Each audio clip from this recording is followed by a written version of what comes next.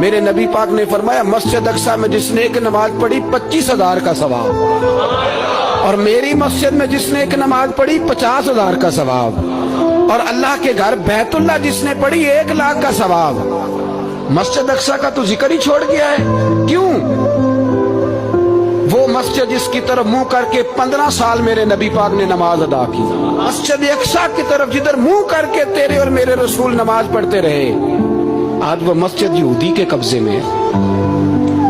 کئی جمعے تالا رہتا ہے، وہاں نماز نہیں پڑھنے دی جاتی۔ میں اور آپ، ہمارا اس قوم سے تعلق ہے جس قوم کے بچے کٹ گئے، ذبح ہو گئے، عورتوں کے پستان کاٹ کے برما کے بدھوں نے ان کے کباب بنا کے کھا لیے، چھوٹے چھوٹے بچوں کی لاشیں انہوں نے لٹکا ڈالی۔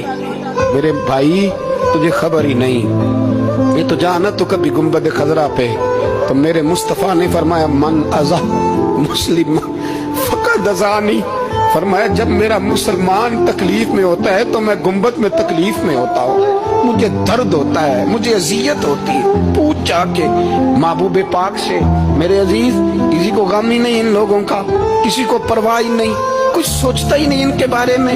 میں اپنے گھر میں مست ہوں، آپ اپنے گھر میں مست ہیں۔